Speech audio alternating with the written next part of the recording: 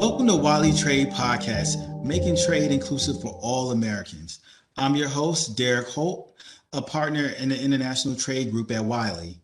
Join us over the next several weeks as we discuss the intersectionality between trade policy, race, and making the benefits of trade accessible for all Americans. It is my pleasure to introduce to you Phil Bell, who's the president of the Steel Manufacturers Association. Phil has over 30 years of experience in the steel industry and has been the president of SMA for the last 8 years. He is currently serving on the U.S. Department of Commerce's International Trade Advisory Committee, which is the ITEC 7, and they advise the Secretary of Commerce and also the United States Trade Representative on trade policy, trade agreements, and other trade-related matters that benefit U.S. businesses, workers, and the economy. Phil is a graduate of Texas A&M University, Corpus Christi, and holds a master's degree from the University of Florida. I'm so excited that you're here today, Phil, to discuss this important topic. Welcome to the Wiley Trade's Inclusive Trade Podcast, and I'm just so excited for you to be here. Thank you very much, Derick, and it's a pleasure to be with you today. Thanks for the opportunity to share ideas with your viewers and listeners. Well, let's just get into it then. So you are the president of SMA. How did you get involved with the steel industry? Well, it's a pretty interesting story, and it all starts with me needing a good-paying job. This was the mid-'80s. I was married with a child and another one on the way. And I was going to night school, and I was just trying to figure out, how I could make more money so that I could raise my family. And the interesting thing about the multiplier effect of manufacturers is that my father, who owned a catering business in South Texas, had a contract with a manufacturing facility that produced chemicals for metals treating, wood preservation, and paint pigments. And he said that, hey, they're hiring out there. You ought to go out there and apply for a job and see if you can get it.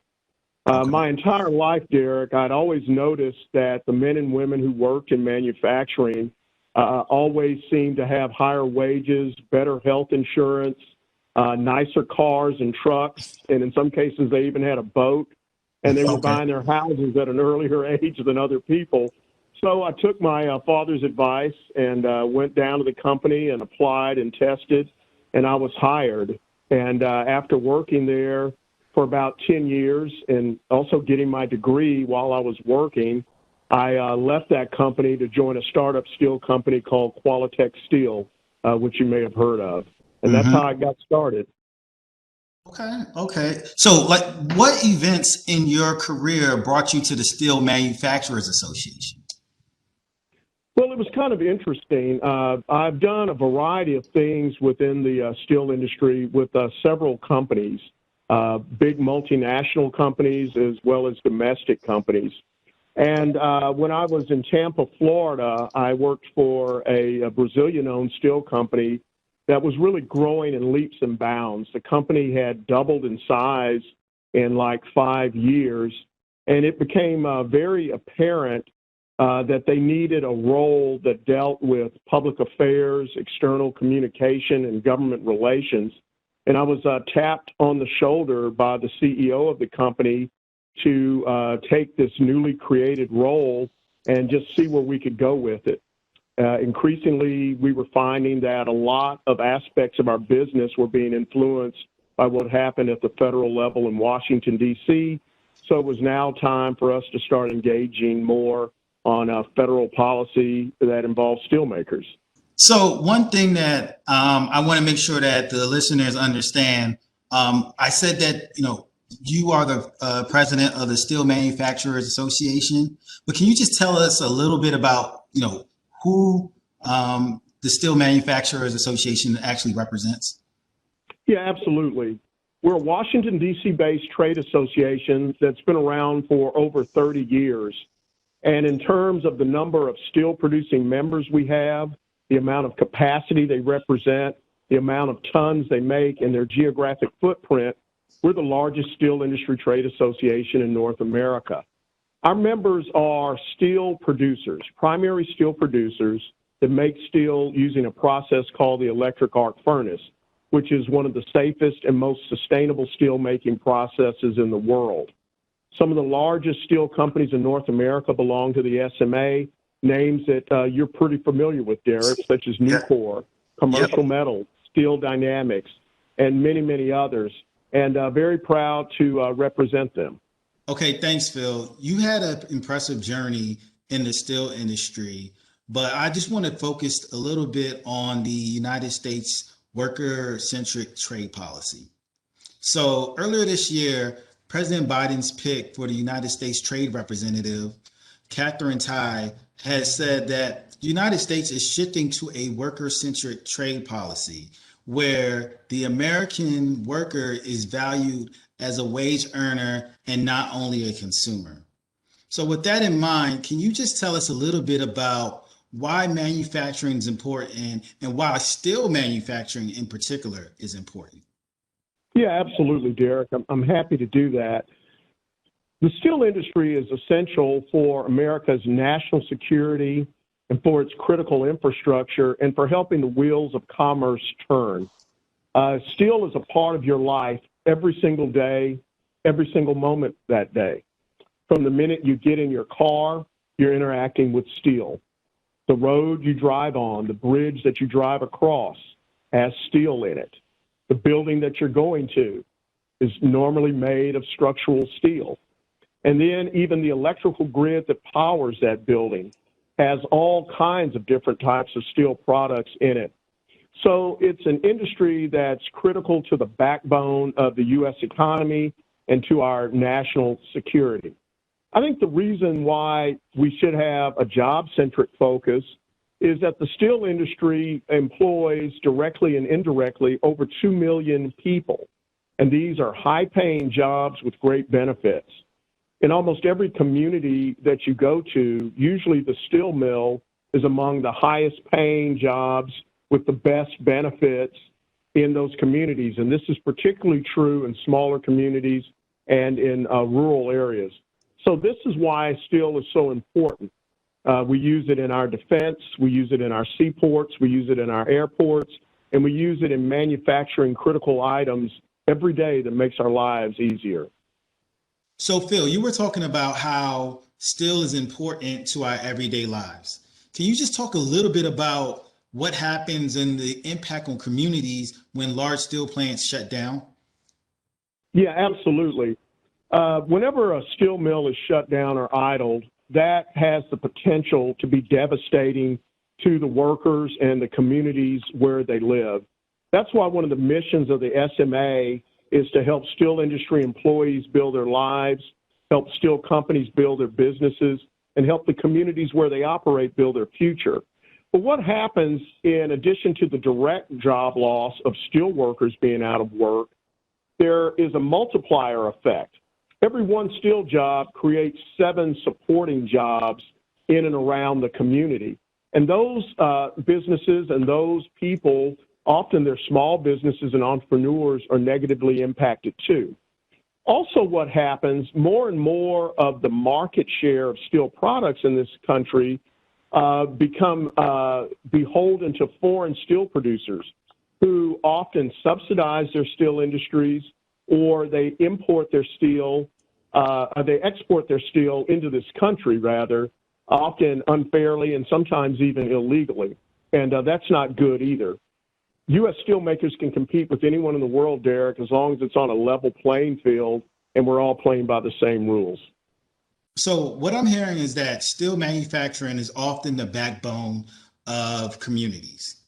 And earlier this year, the House Ways and Means Committee came out with a report that noted that traditional trade policy has disproportionately affected Black and Latinx Americans due to the impact of offshoring jobs in America. Now, can you just talk a little bit about how shutting down a steel plant affects, Black and Latinx Americans in their communities? Sure, I'm happy to do that. And, as I mentioned earlier, the steel industry is the backbone of our country and has built our infrastructure. But what often goes underreported is the steel industry has also helped build the American middle class. These were jobs that without a college education, you could make a very good salary, you could have great benefits. Again, you've never heard people complaining about the steel industry paying a living wage or offering full-time, long-term employment where you could have a job for 20 or 30 years, allowing you to accumulate retiring savings to buy a home. An example of this was nearby D.C., across the way in Baltimore at Sparrows Point. This was a huge mill that employed thousands of people and allowed for a very substantial Black working and middle class in the communities and neighborhoods that surrounded this mill. When that mill shut down, you began to see a lot of urban blight grow near and around the mill because there just weren't those good-paying jobs anymore. And people were not able to bring home that good paycheck where you could live a comfortable middle-class life. So that's one example. Also, when you have foreign imports and offshoring, that reduces the amount of capital that's invested in heavy industries like steel here in the United States. And when companies are investing capital, whether they're building new mills or expanding existing ones, that creates jobs, either permanent jobs at the mill themselves or the construction and maintenance jobs that are necessary to build and expand these facilities and maintain them. So that's kind of the effect. And I also think it's very important that when we talk about job creation, that we put a lot of focus on the manufacturing sector, because I think these are where the good-paying jobs of the future actually lie. Speaking of good-paying jobs, are there any policies or programs that you would like to see implemented to assist Americans, especially those that look like you and I, get involved with the steel industry or steel manufacturing? Yeah, I think that our federal government needs to pursue economic and recovery policies that are what I call steel intensive. And none is more steel intensive, Derick, than a well-funded, long-term infrastructure investment plan. For every $1 trillion invested in infrastructure, that has the potential to create about 3 million jobs over a 5-year period. And these are good-paying jobs, not only in steel, but in other aspects of manufacturing, in construction, in maintenance, in installation of renewable energy. These are jobs that will require some skills that are marketable, and these are jobs that will pay well and provide some long-term employment gains for people of color. Another policy that I would like to see pursued is very strict enforcement of our trade laws. Our anti-dumping and countervailing duty laws need to be upheld to the fullest extent, and we also need to take a long look at the true impact of the 232 tariffs and how those tariffs have allowed steel companies to grow and expand. Over the next 3 years, there's about $13 billion in steel industry investment that's either been announced, underway, or is near completion. And that equates to jobs, and it equates to a modern, sustainable, efficient, low-carbon producing steel industry that would create a very bright future for a lot of folks. Yeah, Phil, so that is a lot of jobs, right? So one thing that I also wanted to touch base on is why is it important that Black and Latinx Americans be represented at trade associations, not only as members, but also in the leadership positions of trade associations? Well, I think it's important because of the various perspectives they can bring. And keep in mind, in this industry, the steel industry reflects the communities where they operate. And those communities are often very diverse. So I think that's why it's important. And I think also it's important because this is really a good career. If you're a person that wants to make a difference, that wants to impact people's lives, if you're a person that wants businesses to grow and shareholder and investor wealth to grow, being in a trade association is very good because you're advocating not just for one company, but for a broader industry. And I think for people of color to understand what it takes to be in a trade association, there's really no template. You don't need to be a lawyer. You don't necessarily need to be a lobbyist. But what you do need is passion, high energy, and it helps if you have a very thorough understanding of the industry that you are representing. And I'm blessed and fortunate, having been in the steel industry so long and enjoying it so much, that I kind of brought that background to the table. Thank you for that answer. It's very enlightening to try to figure out how you actually get involved with trade associations. Yeah, I think you can start, one, by learning as much about the industry you want to represent as possible. Also, if you do have a background in politics, whether that's volunteering for a congressional campaign or working on the Hill, I think that's important. Internships at public policy shops or government affairs organizations are important. Even experience in organized labor could be helpful as well. Thanks, Phil. You mentioned the importance of enforcing our existing trade laws, which means our anti-dumping and our countervailing duty laws. And enforcement of our trade laws is part of the inclusive trade policy that President Biden has been talking about. Time and time again, the American steel industry has been a victim of unfair trade. That's all the way from foreign governments pumping subsidies into their steel producers, creating excess global overcapacity. That's U.S. producers competing with state-owned entities from China and other countries.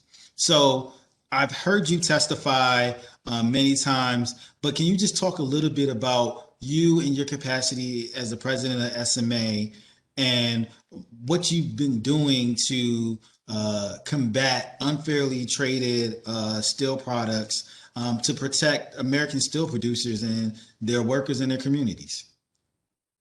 Yeah, absolutely, Derick. And I think the important thing to note is when we allow unfairly traded steel to be imported into our country, we're exporting our jobs to another country. So that's extremely important. Unfairly and often illegally traded imports displace American jobs, plain and simple. When it comes to what we do at the SMA and other steel industry trade associations, it's really about advocacy, communication, and the sharing of ideas. So often we play a pivotal role in educating the congressmen and women, the agency heads, the regulators, and what their legislation and regulation does to impact the steel industry. And so if we let them know that certain laws, certain regulations, certain rules have a negative impact on us, it will help them better shape their policy. There are a lot of very smart people in Washington, D.C., but not all of them have worked in a steel mill, so they just don't know. So my primary role involves education, and that's through a variety of sources, whether it's testifying before Congress or the ITC, whether it's joining or creating coalitions to write letters to Congress to urge them to enact certain legislation, whether it's making appearances on podcasts such as this or at conferences all over the world to advocate on behalf of American steelmakers. That's just some of the many things that we do. So this leads me to my next point on diversity, equity, and inclusion. So we talked a little bit about, where you started to where you are today and how you got there. One thing that I would want to know is, what would you say to somebody, who looks like you and I, who is thinking about joining a manufacturing industry, especially the steel industry? And then the second thing that I would ask is, what would you say to somebody who is thinking about taking that leap of faith to doing work for a trade association? Yeah, absolutely. Well, first, let me comment that if steel manufacturers didn't embrace diversity and equity and inclusion, the market would punish them because their companies wouldn't be successful without it. But I would encourage anyone who's willing to work hard, who's willing to learn, and who has an entrepreneurial spirit where they are not afraid to take well thought out managed risk to improve a process, for example, to consider working in the steel industry. It's a good paying job. There's plenty of upward mobility. People that get in this industry tend to have long tenures. And also, this is an industry that's committed to training its workforce. SMA has a member company, Nucor Steel, that has a program where a young person can go to school part-time and work part-time for Nucor, and over a 2-year period, they'll end up with an associate's degree that will train them in such things as instrumentation and electronics, and they'll have a job waiting for them at their plant when they're done. This is a great program. We also have a situation where steel companies recruit at HBCUs near the facilities that they operate. Nucor, again, has a wonderful reputation and relationship with Tuskegee Institute in Alabama and recruits there often and offers symposiums, mentorships, and guidance to students there. So I think these are all positive things that people should take into consideration. If you want a job that pays well and you're willing to work hard, the steel industry is for you. And the one thing that I like about the steel industry for a production worker or a maintenance worker is at the end of the day, you actually know what you accomplished. Also, many companies have compensation plans that are variable based. So the more safely and sustainably you produce steel, the more money you make. And it's not uncommon for steel workers to have 6-figure salaries when they work at a successful location. In terms of the trade association space, it's really important to understand the industry and the issues that impact it, and to just volunteer and to network every way you can. I measure a lot of my personal success, Derick, on my ability to talk to people and educate them about the steel industry and about trade associations. I'm also very active in the National Association of Manufacturers, NAM, and there's some good resources there as well. Wow. So thank you, Phil, for sharing your insights and perspectives. This has been engaging and enlightening, and I look forward to continue working with you in the future.